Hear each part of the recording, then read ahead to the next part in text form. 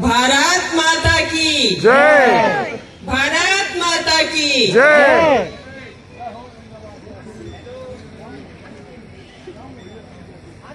यहाँ पे मौजूद जनाब अशरफ साहब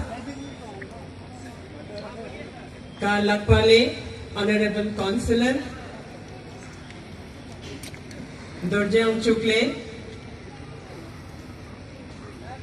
लोकजंगले और इसके अलावा यहाँ पे मौजूद भारत के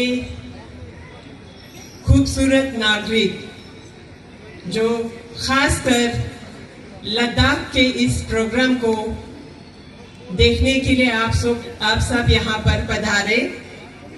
आप सबको तहे दिल से लद्दाख वासियों के तरफ से धन्यवाद कहना चाहूंगी। जैसे कि आप सब ने देखा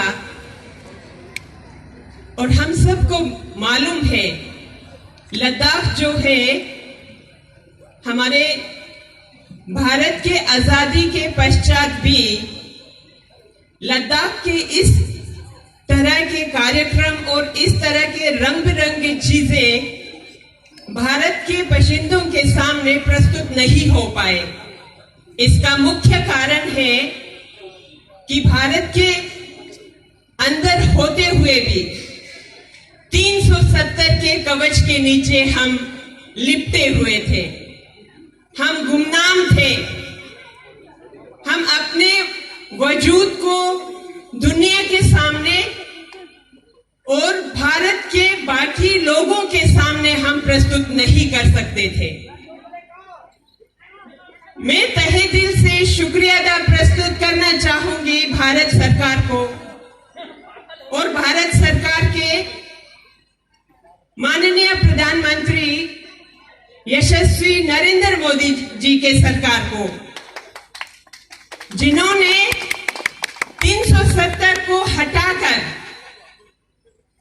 लद्दाख को एक पहचान दिया है, लद्दाख को एक यूनियन टेरिटरी का स्टेटस दिए हैं, जिसके बदौलत पिछले 2 साल से हम आपके सामने अपने वजूद को हम दिखाने में समर्थ रहे हैं।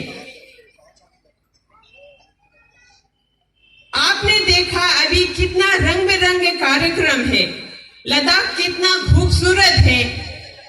मैं यहाँ पर department of industries and commerce administration of union territory को तहे दिल से धन्यवाद देना चाहूंगी कि उन्होंने इस प्रकार के प्रोग्राम बनाकर हमारे लद्दाख के महिलाओं को खासकर ये मंच प्रदान किए हैं।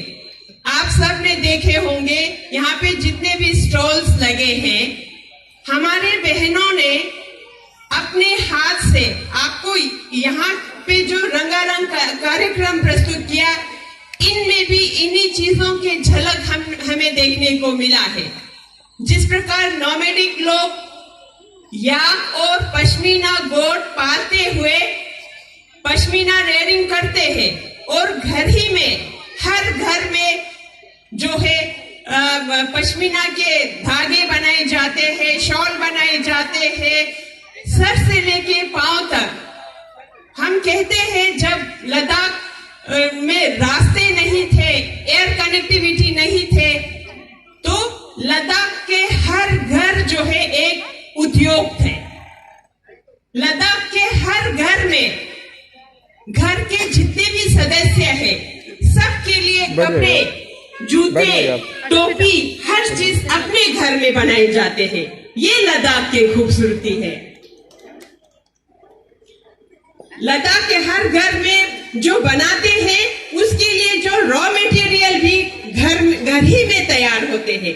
हर घर में बकरियां रखते हैं, गाय रखते हैं, हर चीज घर से निकालते हैं और उन्हीं जो शीप एंड गोट के वूल से या वूल से जो है पहले धागा बनाते हैं घर के औरतें। जैसे लद्दाख में 6-7 महीना सर्दियों का बहुत लंबा सर्दी का मौसम होता है, जिस दौरान कोई भी हम एग्रीकल्चर रिलेटेड काम नहीं कर सकते हैं, उस दौरान लद्दाख के महिलाएं अपने घरों में बैठकर ये सारे काम करते हैं, धागा बनाते हैं और घर के सदस्यों के लिए कपड़े तैयार करते हैं।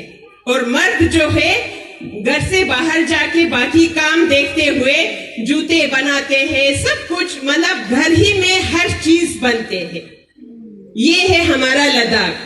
लेकिन आज तक हम भारत के अंदर होते हुए भी, बाहर तो छोड़िए, अपने भारतवासियों के सामने भी हम अपनी पहचान को जाहिर नहीं कर पाए थे। आप लोगों ने पहले दफा देखे होंगे कि लद्दाख के इतने सारे चीजें लद्दाख के औरतें अपने हाथ से बनाते हैं, और खास बात ये है ये सारी चीजें ऑर्गेनिक है।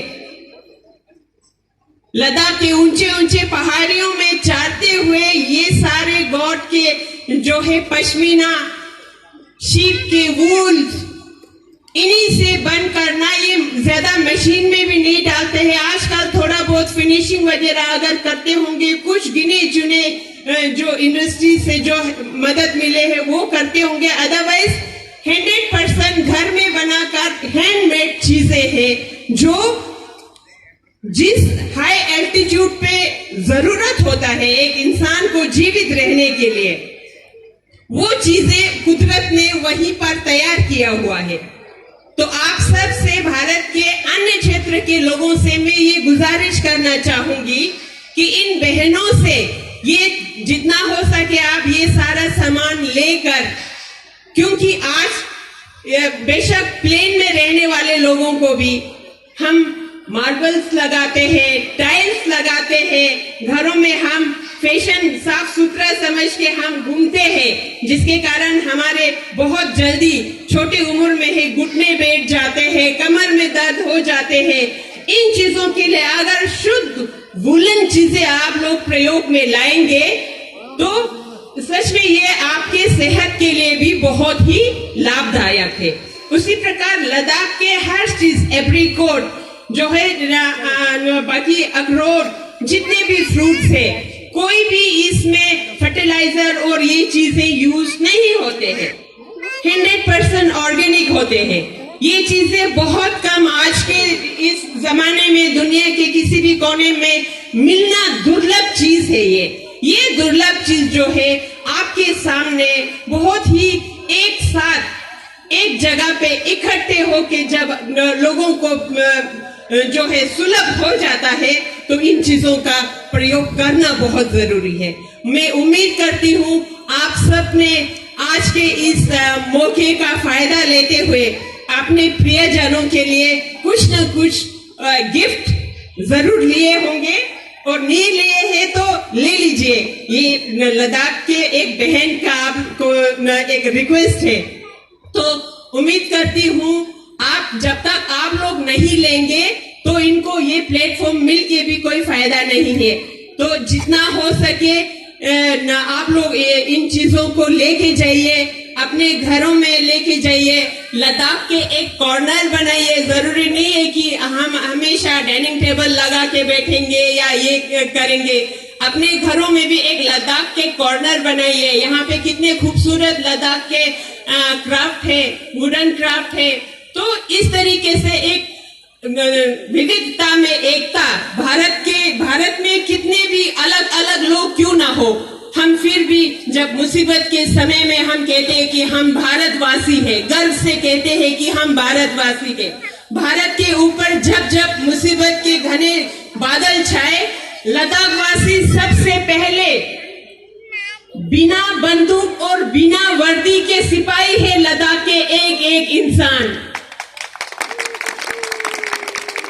भारत के रक्षा के लिए सीमाओं पे बेशक हमारे वीर सैनिक दिन रात पहरा देते हैं, -40 डिग्री सेल्सियस में, -30 डिग्री सेल्सियस में वहां रहते हैं, लेकिन साथ साथ लद्दाख के बाशिंदे, लद्दाख के लोग बिना वर्दी और बिना बंदूक के सिपाही हैं, जो जब से भारत आजाद हुए हैं तब से हम अपने सीमाओं की रक्षा कर रहे हैं। तो इसके लिए ही सही हम भारत के बहनों का साथ दीजिए, इनके प्रोडक्ट को ले लीजिए ताकि इनको भी हौसला अफजाई हो, इनके भी रोजी रोटी और चले, ताकि नेक्स्ट ईयर और इससे भी खूबसूरत चीजें लेकर वो यहाँ पे आए। ज्यादा ना कहते हुए मैं इन्हीं शब्दों के साथ अपने वाणी को यहाँ पर विराम देती हूँ। अब सबने बहुत अच्छे से सुने। धन्यवाद। जय